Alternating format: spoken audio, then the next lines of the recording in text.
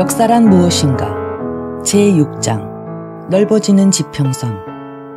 나는 지금까지의 강연에서 역사란 끊임없이 움직이는 과정이며 역사가도 이 과정 속에서 함께 움직인다는 견해를 주장해 왔으므로 현대에 있어서 역사 및 역사가의 지위에 대해 무언가 결론적인 반성을 하지 않을 수 없다는 생각이 든다.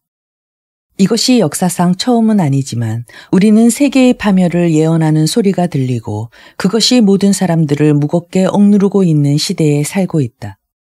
이런 예언이 옳은지 그른지는 알 수 없다. 그러나 적어도 우리 모두가 죽을 것이라는 예언에 비하면 훨씬 불확실하다. 그리고 그 예언이 확실하다고 해서 우리 자신의 미래에 대한 계획을 중단할 필요는 없으니까 비록 이 나라가 아니더라도 세계의 주요 부분은 우리를 위협하고 있는 위험을 모면할 수 있으며 역사는 계속될 것이라는 전제 위에서 우리 사회의 현재와 미래를 논하고 싶다. 20세기 중엽의 세계는 아마도 15, 16세기의 중세 세계가 붕괴하고 근대 세계의 기초가 확립된 이래 이 세계를 엄습한 그 어떤 변화 과정에 비해 더욱 심각하고 더욱 광범위하다고 생각되는 변화의 과정에 있다. 결국 이 변화가 과학상의 발견이나 발명의 결과이고 그 끊임없이 확대하는 응용의 결과이며 직접 간접으로 거기서 생기는 발전의 결과임은 의심할 여지가 없다. 이 변화의 가장 뚜렷한 측면은 15, 16세기에는 금융과 산업, 그리고 그 후에는 산업을 기초로 하는 새로운 계급에 처음으로 권력을 준 사회혁명에 필적하는 하나의 사회혁명이다. 현대산업의 새로운 구조와 현대사회의 새로운 구조는 내가 여기서 손을 대기에는 너무 거창한 문제를 제기한다. 그러나 이런 변화는 나의 주제와 더욱 밀접한 관계가 있는 두 측면, 즉 깊이의 변화와 지리적인 넓이의 변화라고 부를 만한 것이 포함되어 있다. 그 두 측면에 대해 간단히 언급해 보기로 한다. 역사는 인간이 시간의 흐름을 계절의 순환이라든가 인간의 일생과 같은 자연적 과정이라는 관점에서가 아니라 거기에 인간이 의식적으로 관계되고 또 인간이 의식적으로 영향을 줄 수 있는 특수한 사건의 연속이라는 관점에서 볼 때 시작된다. 브루크하르트는 역사를 의식이 각성함으로써 생긴 자연과의 단절이라고 말했다.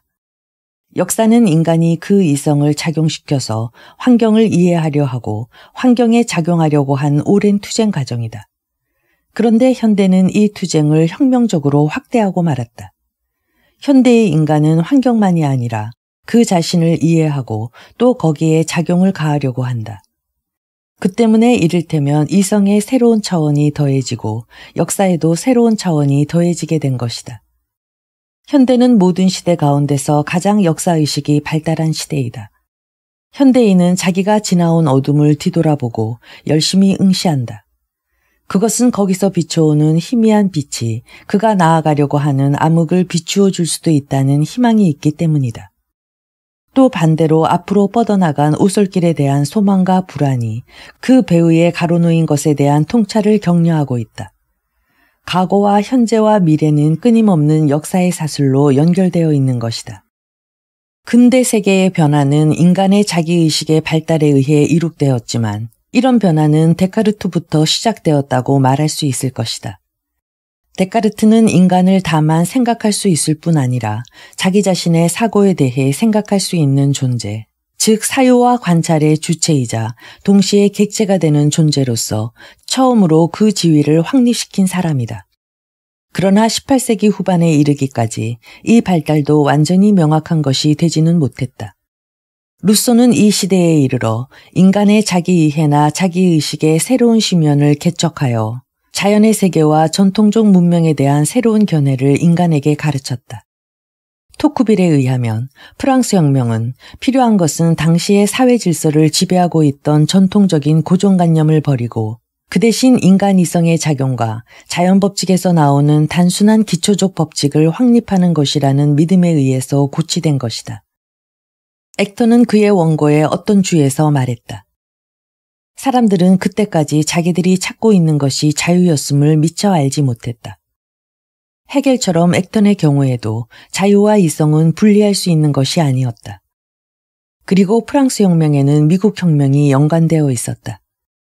87년 전에 우리의 조상들은 자유를 생각하면서 이 대륙에 새로운 국가를 세웠고 모든 사람은 평등하게 창조되었다는 신조에 몸을 바쳤다. 이 링컨의 말이 시사하듯이 미국 혁명은 진기한 사건이었다. 사람들이 의도적이고 의식적으로 하나의 국가를 형성하고 그런 다음 또 의도적이고 의식적으로 다른 사람들을 이 국가의 틀 속에 집어넣기 시작한 역사적 최초의 사건이었기 때문이다. 17, 8세기에 와서 인간은 자기주의의 세계와 그 법칙을 충분히 의식하게 되었다. 이 법칙은 이미 짐작할 수 없는 섭리라는 신비로운 계율로서가 아니라 이성이 받아들일 수 있는 법칙이 되었다. 그러나 그것은 인간이 복종하는 법칙일 뿐 인간 스스로가 만드는 법칙은 아니었다. 다음 단계에서 인간은 환경과 자기 자신에 대한 그들의 힘을 또 스스로 법칙을 만들어 그 법칙 밑에서 사는 권리를 충분히 의식하지 않을 수 없었다. 18세기로부터 현대 세계로의 전환은 길고도 점진적인 것이었다. 그 대표적 철학자는 헤겔과 마르크스이지만 두 사람 모두 대립되는 위치를 차지하고 있었다. 헤겔은 섭리의 법칙을 이성의 법칙으로 돌려놓은 관념을 근거로 하고 있다. 헤겔의 세계 정신은 한쪽 손으로 섭리를, 다른 손으로는 이성을 굳게 쥐고 있다. 그는 아담 스미스를 뒤따르고 있다. 개개의 인간은 자기의 욕망을 채우지만 동시에 그 이상의 일, 곧 그들의 의식에는 나타나지 않아도 그들의 행위 속에 포함되는 일을 성취한다라고 그는 말했다. 세계 정신의 합리적 의도에 대해서는 인간은 이 합리적 의도를 실현하는 행위를 하면서 그것을 이용하여 자기들의 욕구를 만족시키고 있다라고 말했다. 이것은 이익의 조화라는 관념을 완전히 독일 철학의 표현으로 바꾼 것이다. 아담 스미스의 보이지 않는 손에 해당하는 것을 헤겔에서 찾으면 아담 스미스의 보이지 않는 손에 해당되는 것을 헤겔에서 찾으면 개인을 움직여서 그들이 의식하지 않은 의도를 실현하도록 하는 저 유명한 이성의 관계이다. 그럼에도 불구하고 헤겔은 프랑스 혁명의 철학자였으며 역사적 변화와 인간의 자기의식의 발전에서 실제의 본질을 볼 수 있었던 최초의 철학자였다. 역사의 발전은 자유의 개념을 향한 발전을 의미하였다. 그러나 1815년 이후 프랑스 혁명의 감격은 왕정 복고의 정체 상태 속에서 사라지고 말았다. 헤겔은 정치적으로 매우 소심했고 또 말년에는 당시의 기성 질서에 너무 강하게 사로잡혀 있었기 때문에 그의 형이상학적 명제가 무언가 구체적인 의미를 끌어들이지 못했다. 러시아의 사상가 헤르젠이 헤겔의 학설을 혁명의 대수학이라고 부른 것은 참으로 적절했다. 그러나 헤겔은 기호는 만들었지만 실제적인 내용을 부여하지는 못했다. 이리하여 헤겔의 대수 방정식에 숫자를 적어 넣는 일은 마르크스가 떠맡게 되었던 것이다. 아담 스미스와 헤겔의 제자였던 마르크스는 세계가 합리적인 자연 법칙에 의해 지배되고 있다는 개념에서 출발했다. 이 점에서는 헤겔과 마찬가지였지만 이번에는 실천적이고 구체적인 형태로 세계가 인간의 혁명적 창의력에 대응하여 합리적인 과정을 따라 발전하는 법칙에 지배되는 것이라는 견해로 전환하게 되었다. 마르크스의 견해를 종합해서 결론을 내리면 역사란 서로 불가분의 것이며 일관된 합리적인 전체를 형성하고 있는 다음의 세 가지 일을 의미했다. 첫째는 객관적이고 주로 경제적인 법칙에 합치된 사건의 움직임이고, 둘째는 이에 대응하여 변증법적 과정을 통해서 이루어지는 사상의 발전이며, 셋째는 이에 따르는 계급투쟁이라는 형태의 실천인데, 이것이 혁명의 이론과 실천을 조화롭게 하고 통합한다는 것이다. 마르크스가 제시하는 것은 객관적 법칙과 이를 실천에 옮기는 의식적 행위와의 종합, 흔히 결정론이라고 불리는 것과 주의주의로 불리는 것의 종합이다. 마르크스는 사람들이 지금까지 의식하지 않고 이끌려온 법칙에 대해 논한다. 그는 자본주의 경제와 자본주의 사회에 휘말려든 사람들이 가진 소위 허위의식에 대해서 여러 번 우리의 주의를 환기시켰다. 생산과 유통의 당사자가 의식하고 있는 생산법칙의 관념은 실제의 법칙과는 크게 다르다. 그러나 마르크스의 저서 중에는 의식적인 혁명적 행위에 대한 요구라고 할 만한 독특한 예가 몇 가지 있다. 포이어 바흐에 관해 유명한 태제는 이렇게 말하고 있다. 철학자들은 단지 세계를 다르게 해석해 왔는데 중요한 것은 세계를 변혁하는 일이다. 또 공산당 선언에서는 프롤레타리아트는 그 정치적 지배력을 이용하여 부르주아지로부터 모든 자금을 야금야금 빼앗고 모든 생산수단을 국가의 수중에 집중시킬 것이다 라고 선언했다. 마르크스는 다시 루이 보나파르트의 브르메르 18일에서 지적 자기의식은 1세기 동안의 활동으로 모든 전통적 관념을 폐기한다고 말했다. 자본주의 사회의 허위의식을 폐기하고 계급 없는 사회라는 올바른 의식을 도입할 존재는 프롤레타리아트였던 것이다. 그런데 1848년의 혁명의 실패는 마르크스가 연구를 시작했을 때 눈앞에 다가온 듯이 보이던 발전에 심각하고 극적인 좌절을 주었다. 19세기 후반은 번영과 편안한 분위기 속에서 지나가 버렸다. 현대사로의 역사적 전환은 20세기가 되어서야 비로소 완성되었다. 현대에 있어서 이성의 1차적인 기능은 이미 사회에서의 인간의 행동을 지배하는 객관적 법칙을 이해하는 것이 아니라 의식적 행위에 의해 사회와 이를 구성하는 여러 개인을 개조하는 것이 되었다. 마르크스의 경우 계급은 비록 엄밀히 정의되어 있지는 않았지만 전체적으로는 경제적 분석으로 확정되어야 할 객관적 관념으로 남아있다. 레닌에게는 그 중점이 계급에서 떠나 계급의 전의를 형성하고 계급의식이라는 중요한 요소를 계급 속에 주입하는 당으로 옮겨져 있다. 마르크스의 경우 이데올로기란 자본주의적 사회 질서의 허위의식의 산물을 의미하는 부정적인 말이었다. 레닌의 경우 이데올로기란 계급의식을 가진 엘리트 지도자가 계급의식을 가질 가능성이 있는 노동자 대중에 심은 믿음 같은 중립적이거나 긍정적인 것이 되어 있다. 계급의식의 형성은 이제 자동적인 과정이라기보다는 수행해야 할 과업이 되었다. 이성의 새로운 차원을 보탠 또 한 사람의 위대한 현대사상가는 프로이트이다. 오늘날 프로이트는 조금은 수수께끼 같은 인물로 남아있다.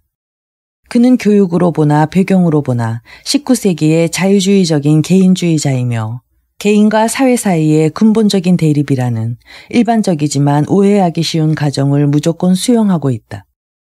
프로이트는 인간을 사회적 존재라기보다 생물학적 존재로 보았기 때문에 사회적 환경을 인간 자신에 의해 계속적인 창조와 변경의 과정에 있는 것보다는 역사적으로 주어진 것으로 다루려는 경향을 갖고 있었다.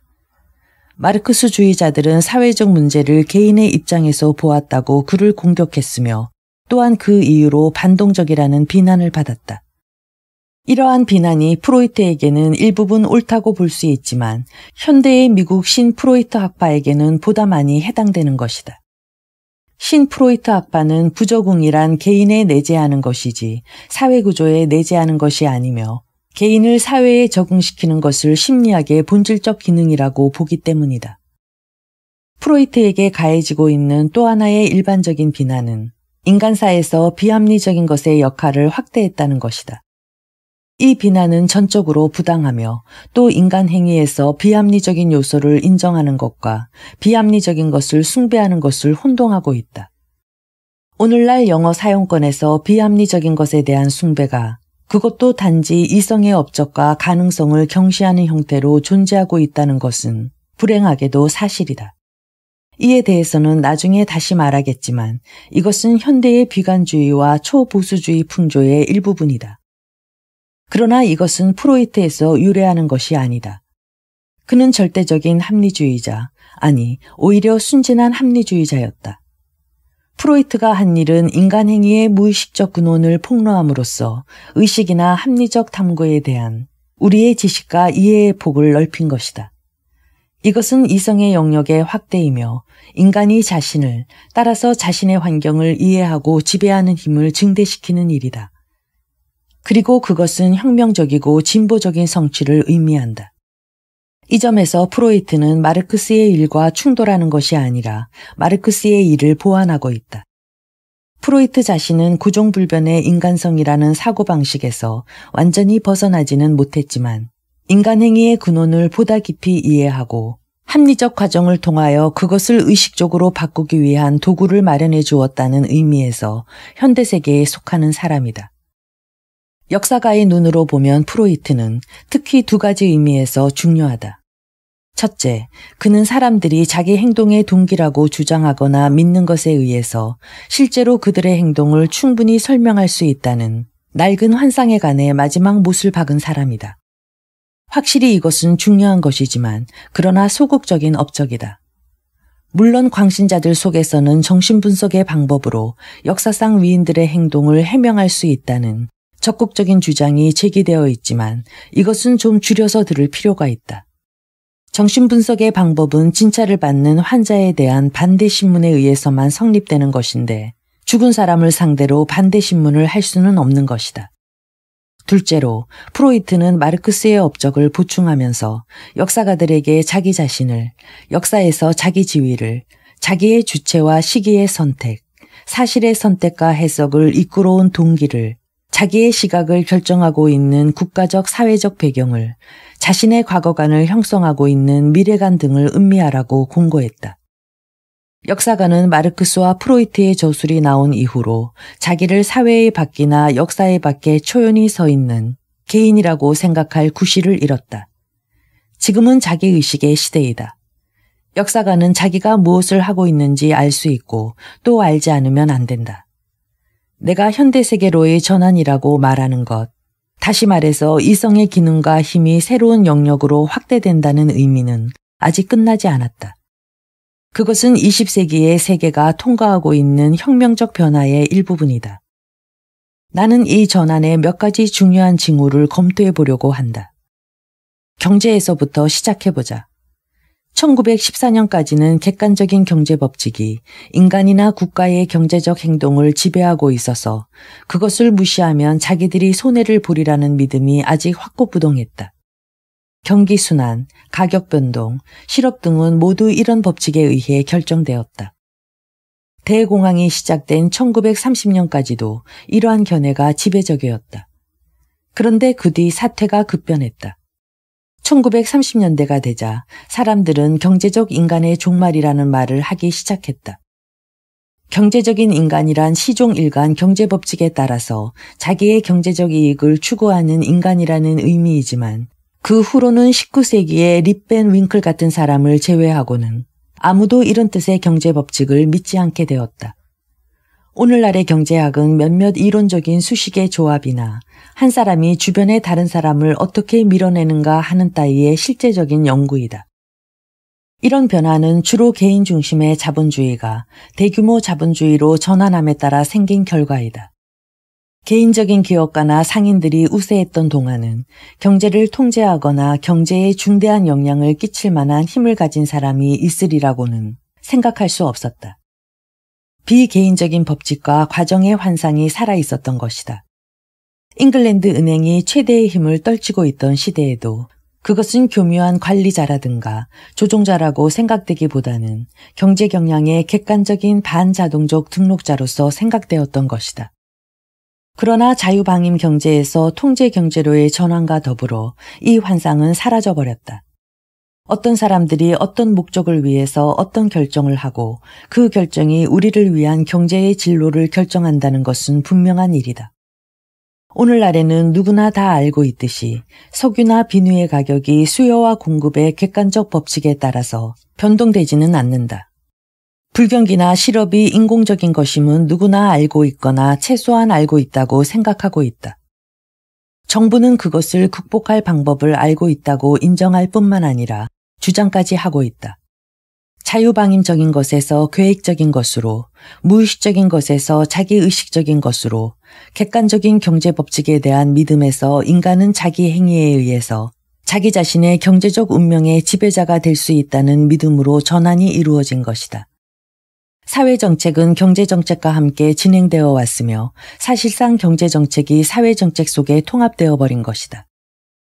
1910년에 출판된 제1차 케임브리지 근대사의 마지막 권에서 어떤 지필자의 매우 날카로운 소견을 인용해 보겠다.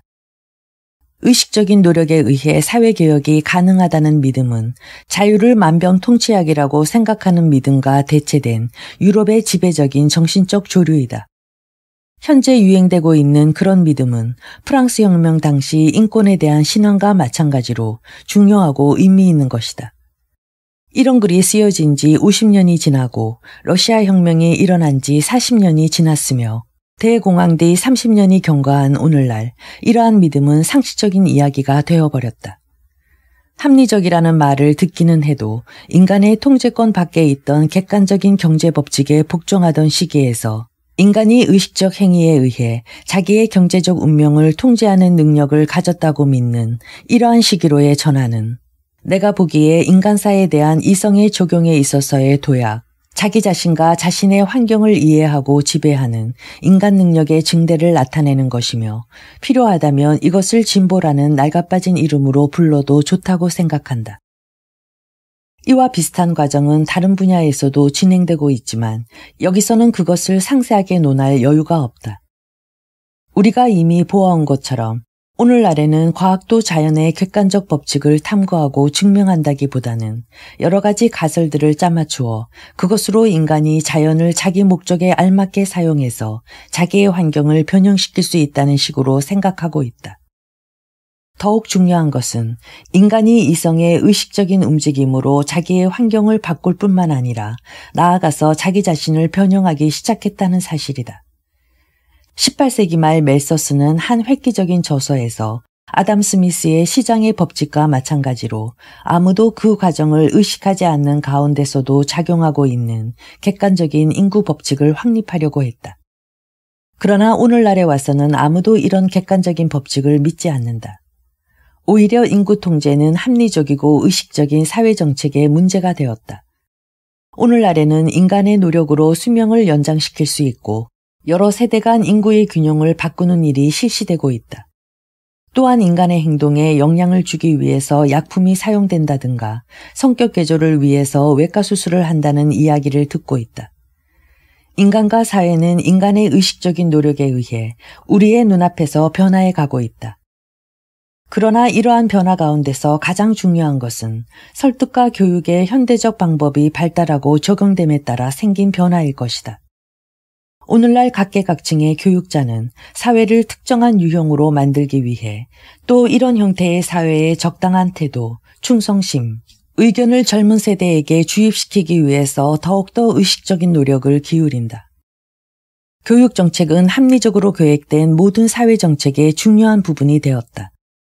사회 속의 인간에게 적용된 이성의 주요 기능은 이미 탐구하는 일보다는 변경하는 일인 것이다. 이와 같이 합리적 과정을 적용하여 사회적, 경제적, 정치적인 현상의 통제를 진행시키는 인간의 힘에 대한 의식이 높아진 것은 20세기 혁명의 중요한 측면 중 하나인 것 같다. 이러한 이성의 확대는 내가 지난번 강연에서 개인화라고 부른 과정의 일부에 지나지 않는다. 산업혁명이 낳은 가장 광범위한 사회적인 결과는 아마도 사고하는 것을 배운 사람들, 자기의 이성을 사용할 줄 알게 된 사람들이 점차로 늘어났다는 점일 것이다. 영국에서는 점진주의에 대한 열정이 대단해서 이 움직임은 때로 눈에 거의 안 띌 정도이다. 영국인은 거의 1세기 전부터 초등 의무 교육이 보급되었다는 명예위에 안주하여 고등교육의 보급은 별로 성과도 없고 속도도 그다지 빠르지 않다. 이것도 영국인이 세계를 이끌고 있을 때였다면 그다지 큰 문제가 되지 않았을 것이다. 우리보다 바쁘게 서두르는 사람들이 우리를 따라잡고 또 무슨 일이나 기술적 변화에 의해 그 속도가 가속되고 있는 지금 그것이 큰 문제이다. 사회적 혁명과 기술적 혁명 및 과학적 혁명은 동일한 과정의 중요한 부분이기 때문이다. 만일 개인화 과정에 대해서 학문적 본보기를 요구한다면 지난 50-60년 동안 역사나 과학 또는 그 밖의 학문 분야에서 일어난 무한한 다양화를 그 결과로서 개별적인 전문화가 얼마나 다양해졌는가를 생각해보라. 그러나 나는 서로 다른 방면에서 일어난 이 과정의 두드러진 예를 알고 있다. 벌써 30년 전의 일이지만 소련을 방문한 한 독일인 고위 장교가 소련 공군의 창설에 심혈을 기울이고 있던 소련 장교한테서 다음과 같은 시사적인 말을 들었다. 우리 러시아 사람들은 아직도 원시적인 인간을 다루어야만 한다. 우리는 우리가 구할 수 있는 조종사의 유형에 비행기를 맞추지 않을 수 없다.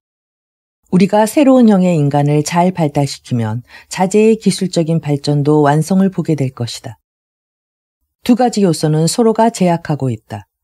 원시적인 인간을 복잡한 기계에 맞출 수는 없다. 그 뒤 불과 한 세대밖에 지나지 않았지만 오늘날 러시아의 기계가 이미 원시적이 아니라는 것, 그 기계를 설계하고 조립하고 조작하는 몇백만의 러시아 사람들은 이미 원시적인 인간이 아니라는 사실을 우리는 알고 있다. 나는 역사가이므로 후자의 현상에 흥미가 있다.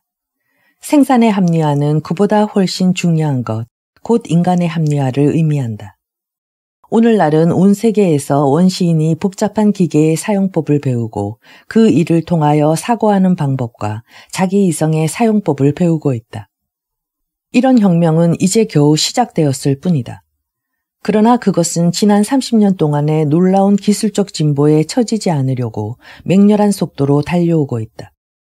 내가 보기에는 이것도 20세기 혁명의 중요한 측면 중 하나인 것 같다. 만일 내가 여기서 현대사회에서 이성에게 부과되고 있는 역할이 위험하다든가 의심스럽다는 측면에 주의를 기울이지 않는다면 현대의 비관론자나 회의주의자는 분명히 항의를 제기할 것이다. 지난번 강연에서 나는 이상과 같은 의미의 개인화의 증대가 획일화와 통일성을 요구하는 사회적 압력의 약화를 의미하는 것은 결코 아니라고 말했었다. 이것은 바로 복잡한 현대사회의 역설 중의 하나이다. 교육은 개인의 능력이나 기회의 확대, 따라서 개인화의 증대를 진척시키는 데 필요한 강력한 도구이지만 동시에 이익 집단이 장악하면 사회적 통일성을 촉진시키는 강력한 도구가 되기도 한다. 라디오나 텔레비전은 책임을 더 자각해야 할 것 같다든가 신문은 좀 더 책임감을 가지기 바란다는 등의 호소를 자주 듣지만 이러한 호소는 우선은 비난하기 쉬운 일부의 부정적 현상이다. 그런데 이런 호소는 라디오, 텔레비전, 신문 등 강력한 대중적 설득의 수단을 사용해서 바람직한 취미나 의견을 주입해 주었으면 하는 호소로 급변해버린다. 이러한 운동은 그것을 추진하는 사람들의 입장에서 본다면 어떤 바람직스러운 방향으로 개개의 구성원을 형성함으로써 그런 방향으로 사회를 유도하기 위한 의식적이고 합리적인 과정인 것이다.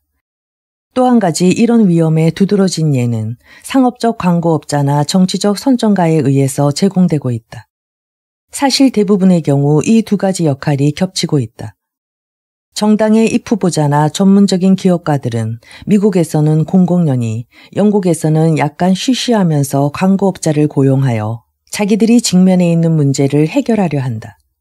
형식적으로는 달라도 이 두 가지 방법은 놀랍도록 닮았다. 전문적 광고업자와 대정당의 선정 간부는 모두가 매우 지적인 사람들이며 자기들의 일에 도움이 되는 모든 이성적 수단을 이용한다. 그러나 이성이라고는 하지만 다른 경우에서 검토한 바와 같이 연구를 위해서만 사용되는 것이 아니라 건설적으로 사용되며 그것도 정적으로가 아니라 동적으로 사용되고 있는 것이다. 전문적인 광고업자나 선거운동 지도자에게 우선적으로 문제가 되는 것은 현존하는 사실이 아니다.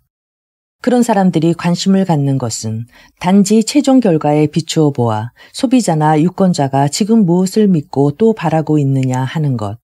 다시 말해서 소비자나 유권자를 능숙하게 조종하여 그들이 무엇을 믿고 또 바라도록 할 수 있는가 하는 것이다.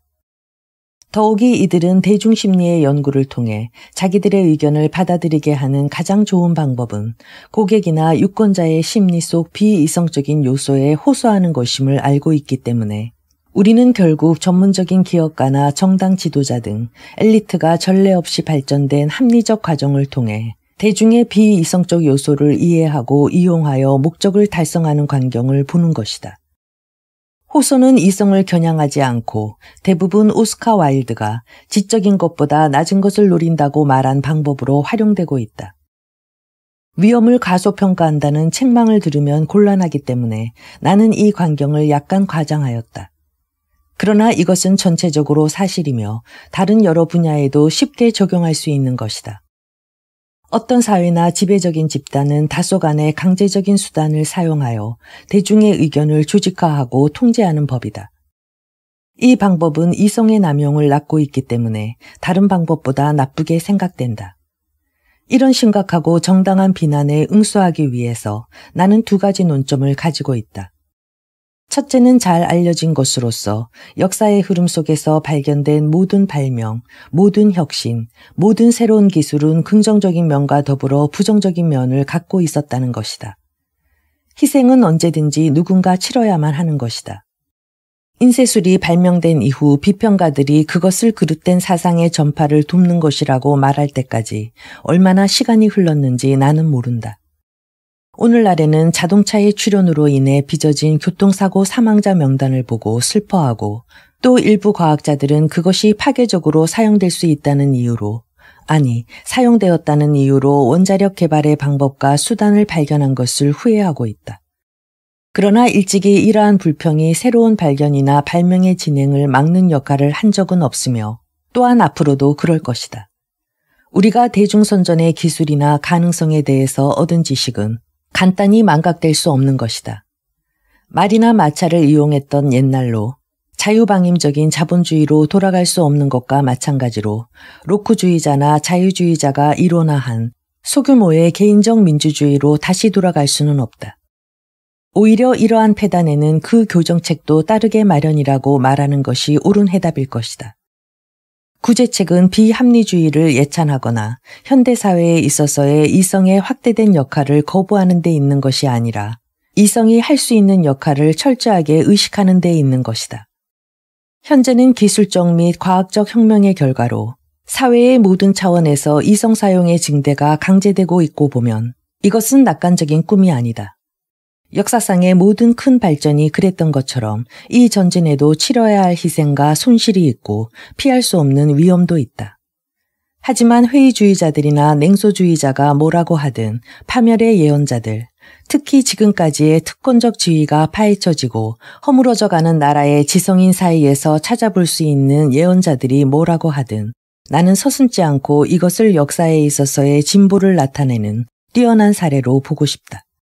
아마도 이것은 우리 시대에 가장 주목할 만하고 가장 혁명적인 현상일 것이다.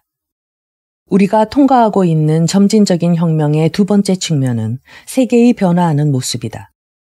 15, 16세기는 중세 세계가 마침내 무너지고 근대 세계의 기초가 마련된 위대한 시대였지만 신대륙의 발견과 지중해 연안에서 대서양 연안으로 세계의 중심이 이동한 것이 두드러진 특징이었다.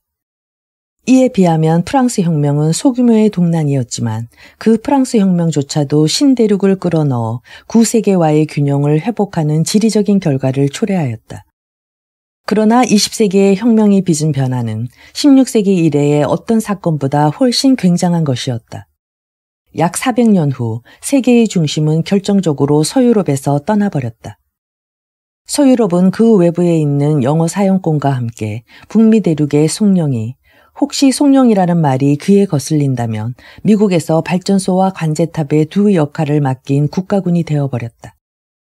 그러나 이것은 유일한 변화도 아니고 가장 중요한 변화도 아닐 것이다. 현재 세계의 중심이 서유럽이라는 별관을 포함하는 영어 사용권에 있는가, 또는 앞으로 얼마 동안 거기에 있을 것인지는 결코 분명하지 않다. 오늘날 세계를 좌우하는 것은 동유럽, 아시아, 아프리카에 이르는 거대한 지역인 것 같아. 변하지 않는 동방이라는 말은 오늘날에는 이미 너무 낡아빠진 상투어이다. 잠시 20세기의 아시아에서 일어난 일을 보기로 하자. 이야기는 1902년 영일동맹 때부터, 다시 말하면 아시아의 한 나라가 유럽 열강이라는 마법의 고리에 처음으로 끼어들면서부터 시작된다. 일본이 러시아에 도전하고 승리하여 자국의 발전을 과시했으며 이곳으로 20세기의 대혁명이 불타오르게 되는 최초의 불을 붙인 것도 아마도 우연의 일치였을 것이다.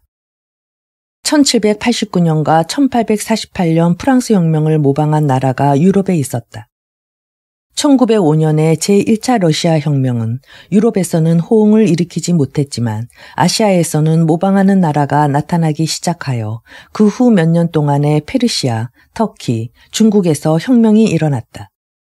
제1차 세계대전은 엄밀한 의미에서는 세계전쟁이 아니라 유럽의 내란일 뿐이었지만 이것이 세계적인 영향을 미쳤다. 이 영향 가운데는 아시아 여러 나라의 산업의 발전, 중국의 배타적 감정, 인도의 민족주의를 자극하고 아랍 민족주의를 탄생시킨 것 등이 포함된다. 1917년의 러시아 혁명은 그 이상의 결정적인 자극을 주었다. 여기서 러시아 혁명의 지도자들은 유럽의 모방자가 나타나기를 끈기 있게 기다렸으나 헛일이 되었고 오히려 아시아에서 모방자를 발견했다는 것은 의미 있는 일이다. 변화하지 않는 것은 유럽일 뿐 아시아는 움직이기 시작하고 있었던 것이다. 누구나 다 아는 이야기를 현재까지 더듬어 내려올 생각은 없다.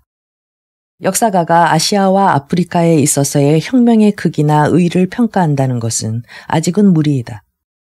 그러나 현대의 기술적 공업화의 과정이 아시아와 아프리카의 몇백만 민중 사이로 퍼져나가고 초보적인 교육과 정치의식이 보급되면서부터 이것이 이 대륙의 모습을 바꾸고 있는 것이다. 그리고 내가 미래를 엿볼 수 없는 한 나로서는 이런 변화를 세계사적 전망에 있어서 하나의 전진적인 발전이라고 보는 것 이외에는 다른 판단 기준을 알지 못한다. 세계 문제에 있어서의 영국의 비중은 이러한 사건들로 인한 세계의 변화에 따라 확실히 상대적으로 저하되었으며 아마도 영어 사용권 나라들의 비중도 저하되었을 것이다. 그러나 상대적인 저하는 절대적 저하와 다르다. 내가 불안해하고 걱정하는 것은 아시아나 아프리카에서의 진보의 행진이 아니라 영국 같은 지배적 집단이 이런 발전을 맹목적인 또는 모리에의 눈으로 바라보며 불신에 찬 경멸과 상냥한 겸손 사이에서 동요하는 태도를 보이면서 과거에 대해 뼈저린 향수에 빠지는 경향이 있다는 것이다. 내가 20세기 혁명에 있어서 이성의 확대라고 말한 것은 역사가에게는 특별한 결과를 갖게 되었다. 이성의 확대는 본질적으로 지금까지 역사 밖에 있었던 집단과 계급, 민족과 대륙이 이 역사의 내부에 나타난 것을 의미하기 때문이다. 첫 번째 강연 때 나는 중세사가는 그 사료의 배타적인 특성 때문에 중세사회를 종교라는 안경을 끼고 보는 경향이 있었다고 주장했다. 이에 대한 설명을 좀 더 진행시켜 보겠다. 중세의 교회가 중세의 유일한 합리적인 제도였다는 것은 분명히 좀 과장이 있지만 나는 그랬으리라고 생각된다. 교회가 유일한 합리적 기관일 경우에는 유일한 역사적 기관이기도 했던 셈이며 교회만이 역사가가 이해할 수 있는 발전의 합리적 과정에 속해 있었던 것이다. 세속적 사회는 교회에 의해서 형성되고 조직되어 왔으며 따라서 사회 그 자신이 합리적 생명을 가진 것은 아니었다. 민중은 선사시대 민중과 마찬가지로 역사의 일부이기보다는 자연의 일부였던 것이다.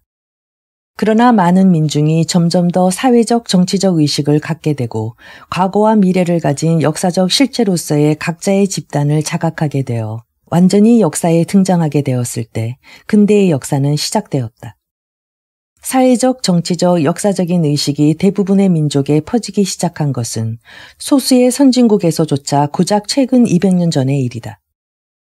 완전한 의미에서 역사에 등장하여 이제 식민지 통치자나 인류학자의 문제라기보다 역사가의 연구 대상이 된 민족들로 구성된 세계 전체를 상상하는 일 자체가 오늘날에 왔어야 비로소 가능해졌다. 이것은 우리의 역사관의 한 혁명이다. 18세기의 역사는 여전히 엘리트에 의한 역사였다. 19세기가 되자 영국의 역사가들은 산발적으로나마 전 국민 사회의 역사라는 역사관을 향해서 나아가기 시작했다. 영국의 역사가 그리는 부지런히 뛰어다니며 자료를 찾아내는 역사가였지만 영국 국민소사를 최초로 써서 명성을 얻었다. 20세기에는 어느 역사가나 최소한 말로라도 이러한 견해를 존중하게 되었다. 실행은 말보다 늦었지만 나는 이 결함을 계속해서 따지고 싶지는 않다. 나는 우리들 영국의 역사가가 영국 밖으로, 서유럽 밖으로 팽창해 가고 있는 역사의 지평선을 생각지 못한다는 사실에 더욱 관심을 가지고 있기 때문이다. 액터는 1896년의 보고서에서 세계사는 모든 나라의 역사를 결합한 것과는 다른 것이라고 말하고 다음과 같이 덧붙였다. 세계는 여러 나라가 부차적인 연속 과정을 따라 움직인다. 여러 나라에 대한 이야기도 하게 되겠지만 그것은 모두 그 나라들 때문이라기보다 더 높은 연속성에 대한 관계, 그리고 그것과 종속관계에 있어서 이들 여러 나라가 인류 공통의 복지에 기여한 시기와 정도에 따라서 이야기하게 될 것이다. 액턴이 생각한 의미의 세계사가 모든 진지한 역사가의 문제임은 두말할 필요도 없는 일이었다. 오늘날 이런 의미의 세계사 연구를 진행시키기 위해서 우리는 무엇을 하고 있는가? 이번 강연에서 나는 이 케임브리지 대학의 역사 연구에 대해 언급할 생각은 없다. 그러나 그것은 내가 말하려고 하는 것의 뚜렷한 본보기이기 때문에 이 어려운 문제를 피해간다면 나는 아마 비겁자가 되고 말 것이다. 지난 40년 동안 우리의 교과과정 가운데서 미국사는 중요한 위치를 차지해왔다. 이것은 커다란 전진이다.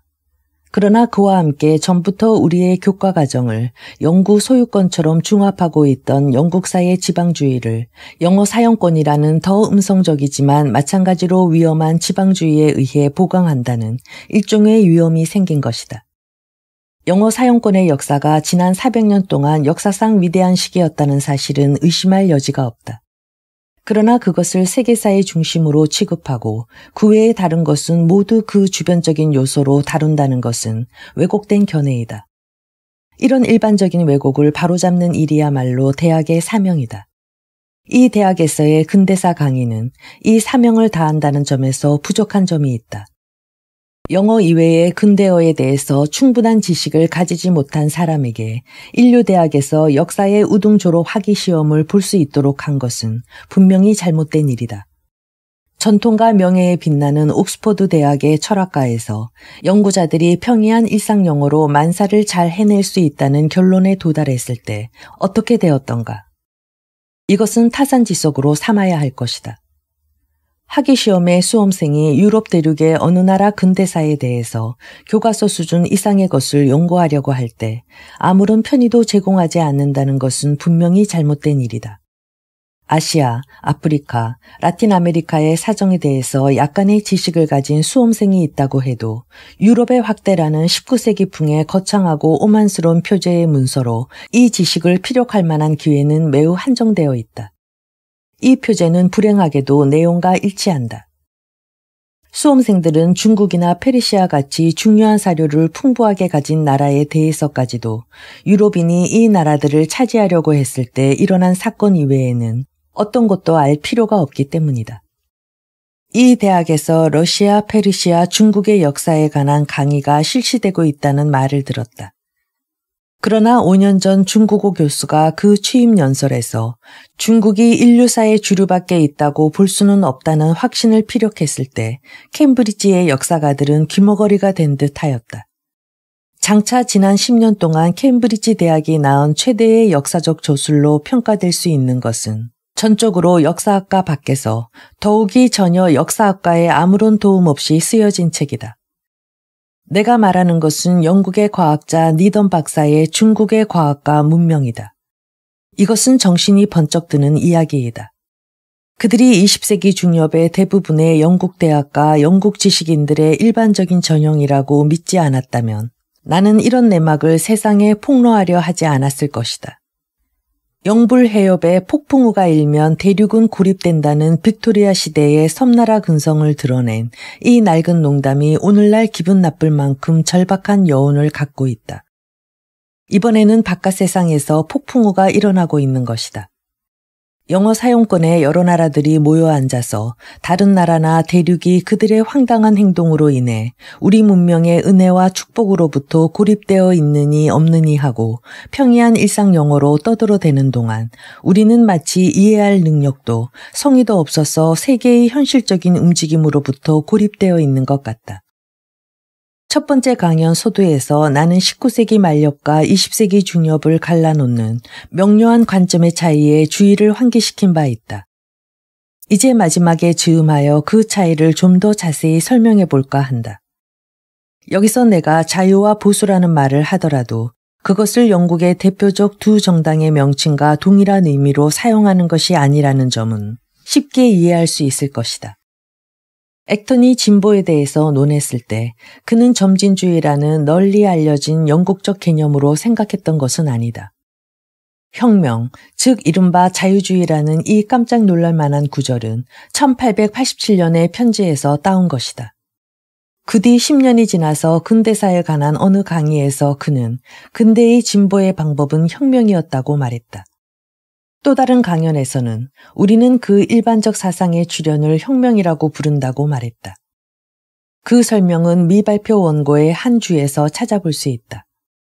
휘그는 타협에 의해 통치해왔지만 자유당은 사상의 지배를 시작한다. 액턴은 사상의 지배는 자유주의를 의미하고 자유주의는 혁명을 의미한다고 믿고 있었다. 액턴이 살아있는 동안에는 자유주의가 사회 변화의 원동력으로서의 힘을 잃지 않고 있었던 것이다. 오늘날에는 자유주의 가운데서 살아남은 것은 어디서나 사회의 보수적인 요소가 되었다. 오늘날 액턴으로 돌아가자고 역설해봐야 무의미하다. 그러나 역사가에게 있어서 중요한 것은 첫째, 액턴의 입장을 밝혀야 하고 둘째, 액턴의 입장과 현대사상가의 입장을 비교해야 하며 셋째, 액턴의 입장 가운데서 어떤 요소가 여전히 오늘날 타당한가를 연구하는 것이다. 물론 액턴의 시대는 오만한 자신감과 낙관주의에 의해서 압도되고 그 믿음의 기본 구조가 불안정한 것임을 충분히 파악하지 못했다. 그러나 액턴의 시대에는 우리가 오늘날 절실하게 필요로 하는 두 가지, 즉 변화를 역사에 있어서의 전진적인 요소로 보는 감각과 이성이란 변화의 복잡한 모습을 이해하기 위한 우리의 길잡이라는 믿음을 갖고 있었다. 이쯤에서 1950년대의 소리를 좀 들어보기로 하자. 지난번 강연에서 나는 네이미어 경이 만족스러운 뜻을 나타내어 구체적인 문제를 위해 실천적인 해결이 요구되는 반면 양당이 다 정관과 이성을 잇고 있다면서 이것을 국민적 성숙의 증거라고 한 말을 인용하였다. 나는 이와 같이 개인의 일생과 국민의 생애를 비교하는 것을 좋아하지 않는다. 이런 비교를 들고 나오면 성숙의 단계를 지난 후에는 무엇이 오느냐고 묻고 싶어진다. 내가 관심을 가지는 것은 한편에서는 실천적인 것이나 구체적인 것을 칭찬하고 다른 한편으로는 정강이나 이상을 비난하는 양자의 명확한 차이이다. 이와 같이 실천적 활동을 이상적 이론화보다 위에 놓는 것은 두말할 것도 없이 보수주의의 증명서이다. 네이미어의 견해에 따르면 이것은 액턴의 소위 혁명과 사상의 시대가 눈앞에 다가온 것에 항의한 18세기의 소리, 즉 조지 3세 즉위 당시의 영국의 소리를 대표하는 것이다. 그렇기는 해도 오늘날에는 철저한 경험주의의 형태로 철두철미한 보수주의가 여전히 친근하게 표현되어 있어서 이것이 매우 유행하고 있다. 그 가장 일반적인 형태는 트레버 로포 교수의 급진파의 승리는 틀림없이 우리의 것이라고 절규할 때 현명한 보수파는 그 코퉁을 때린다는 말에서 짐작할 수 있을 것이다. 오크쇼트 교수는 이와 같이 유행하는 경험주의를 더 까다로운 형태로 우리에게 제시한다. 그는 말한다. 정치 문제에 있어서 우리는 끝도 없고 바닥도 없는 대항을 항해하고 있으므로 거기에는 출발점도 없고 약속된 목적지도 없으며 우리의 유일한 소망은 수평으로 떠 있는 것뿐이라는 것이다. 나는 정치적인 유토피아주의나 메시아주의를 비난하고 있는 최근의 저술가 목록을 만들 필요는 없다고 본다. 유토피아주의와 메시아주의는 미래 사회에 관한 폭넓은 사상을 비웃는 유행어가 되었다. 또한 미국의 역사가와 정치학자가 보수주의에 대한 충성을 공공연히 표명한다는 점에서 영국의 역사가와 정치학자 같은 주저를 보이지는 않지만 나로서는 미국의 최근 경향을 이야기할 생각이 없다. 다만 미국의 보수주의 역사가 중 가장 뛰어나고 가장 신중한 하버드의 세뮤얼 모리슨 교수를 인용하는 데 그칠까 한다. 1950년 12월 미국 역사학회 회장 취임 연설에서 그는 이제 소위 제퍼슨, 잭슨, 루즈벨트 노선에 대한 반동을 맞이하게 되었다고 공언하고 건전한 보수주의 관점에서 쓴 미국사를 옹호했다. 그러나 적어도 영국에서 다시 한번 이 신중한 보수주의의 관점을 더욱 확실하고 비타협적인 방식으로 표명한 것은 포포 교수였다. 그는 정강이나 이상을 거부하는 네이미어의 견해에 동의하면서 어떤 확정된 계획에 따르는 사회 전체의 개조를 지향하는 정책을 공격하고 이른바 단편적인 사회공학이라고 불리는 것을 주장하여 미봉책이니 적당히 얼버무린다느니 하는 비난에는 머뭇거리는 기색조차 보이지 않는다. 사실 나는 한 가지 점에 있어서는 포포 교수에게 찬사를 보낸다. 그는 언제나 이성의 강력한 옹호자로 과거와 현재를 막론하고 비합리주의로의 탈선과는 전혀 무관했기 때문이다. 그러나 그가 내놓은 단편적인 사회공학의 규정을 살펴보면 그가 이성에 부여한 역할이 얼마나 편협한가를 알 수 있다. 단편적 사회공학에 대한 그의 정의는 그다지 정확하지 않지만 특히 목적의 비판을 제거하는 점이 강조되어 있고 그가 정당한 활동이라고 본 신중한 예들을 보면 그것이 현존사회라는 전제하에서 활동할 생각임을 금방 알 수 있다. 포프 교수의 사고방식에서 보이는 이성의 지위는 사실상 당시의 정부 시책을 실시할 자격을 가졌고 그 활동을 촉진시키기 위한 실제적인 계량책을 제안하는 자격도 가지고 있지만 근본적인 전제나 궁극적 목표를 의심할 자격은 가지지 못한 영국관리의 지위와 비슷하다. 이것은 유익한 일이다. 나도 젊었을 때는 공무원이었다. 그러나 이와 같이 이성을 현존 질서의 전제에 종속시키는 것은 나는 도저히 인정할 수 없는 일이다. 이것은 액턴이 혁명 이꼴 자유주의 이꼴 사상의 지배라는 등식을 제안했을 때의 이성관과는 다르다. 과학이든 역사든 사회든 인간 현상의 진보는 단순히 인간이 기존 제도의 단편적 개량을 구할 뿐만 아니라 이성의 이름으로 현존 제도에 대해서 근본적인 도전을 시도하는 어려운 각오를 통해서 이룩되는 것이다. 나는 영어 사용권의 역사가와 사회학자, 정치사상가가 이런 작업에 투신하는 용기를 되찾을 날을 고대하고 있다. 그러나 내가 가장 두려워하는 것은 영어 사용권의 지식인이나 정치사상가들 사이에 이성에 대한 신뢰가 줄어가는 것이 아니라 끊임없이 움직이는 세계에 대한 충분한 감각이 상실되어 간다는 것이다. 이것은 언뜻 역설처럼 들릴 것이다. 우리 주위에서 진행되는 변화가 이렇듯 떠들썩하게 경박한 화제에 오른 적은 없었기 때문이다. 그러나 중요한 것은 이 변화가 이미 성공, 기회, 진보로 받아들여지지 않고 공포의 대상으로 여겨진다는 점이다. 우리의 대정치가들과 대경제학자들은 급진적이고 원대한 사상을 경계하고 무엇이건 혁명의 냄새가 나는 것을 멀리해야 하며 앞으로 나아갈 때는 가능한 한 천천히 신중하라는 경고 이외에는 우리에게 아무 말도 하지 않았다. 지난 400년 동안의 그 예를 찾아볼 수 없을 만큼 세계가 급속히 또는 근본적으로 모습을 바꾸어가고 있는 이 시기에 이것은 너무 심한 몰이해로 여겨진다. 이런 몰이해는 세계적인 규모의 운동이 정체되지 않을까 하는 걱정이 아니라 영국이 일반적인 전진에 뒤처져서 힘없이 단념하고 향수의 심연 속에 잠겨버리지 않을까 하는 염려의 근거가 되고 있다. 나 자신은 여전히 낙관주의자이다. 네이미어 경이 정강이나 이상은 피하라고 경고할 때 오크셔트 교수가 우리는 특별히 어디로 가는 것이 아니며 중요한 것은 보트를 흔드는 인간이 없도록 경계하는 일이라고 말할 때 포퍼 교수가 조촐한 단편적인 공학을 사용하여 저 자랑스러운 옛 T형 포드차를 언제까지나 몰고 다니기를 원할 때 트레버 로포 교수가 절규하는 급진파의 콧등을 때릴 때 그리고 모리슨 교수가 건전한 보수주의의 정신으로 소술된 역사를 위해서 웅변을 토할 때 나는 격동하는 세계, 전통 때문에 갈등하는 세계를 바라보며 어느 위대한 과학자의 오래된 말을 빌려서 답할 것이다. 그래도 그것은 움직인다 라고.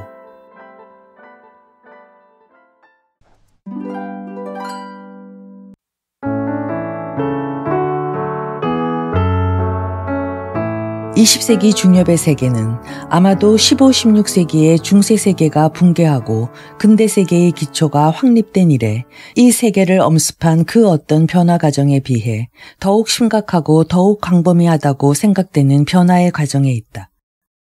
역사는 인간이 그 이성을 작용시켜서 환경을 이해하려 하고 환경에 작용하려고 한 오랜 투쟁 과정이다. 근대 세계의 변화는 인간의 자기의식의 발달에 의해 이룩되었지만 이런 변화는 데카르트부터 시작되었다고 말할 수 있을 것이다. 데카르트는 인간을 다만 생각할 수 있을 뿐 아니라 자기 자신의 사고에 대해 생각할 수 있는 존재, 즉 사유와 관찰의 주체이자 동시에 객체가 되는 존재로서 처음으로 그 지위를 확립시킨 사람이다. 15, 16세기는 중세 세계가 마침내 무너지고 근대 세계의 기초가 마련된 위대한 시대였지만 신대륙의 발견과 지중해 연안에서 대서양 연안으로 세계의 중심이 이동한 것이 두드러진 특징이었다. 사회적, 정치적, 역사적인 의식이 대부분의 민족에 퍼지기 시작한 것은 소수의 선진국에서조차 고작 최근 200년 전의 일이다. 과학이든 역사든 사회든 인간 현상의 진보는 단순히 인간이 기존 제도의 단편적 개량을 구할 뿐만 아니라 이성의 이름으로 현존 제도에 대해서 근본적인 도전을 시도하는 어려운 각오를 통해서 이룩되는 것이다. 그러나 내가 가장 두려워하는 것은 영어 사용권의 지식인이나 정치 사상가들 사이에 이성에 대한 신뢰가 줄어가는 것이 아니라 끊임없이 움직이는 세계에 대한 충분한 감각이 상실되어 간다는 것이다.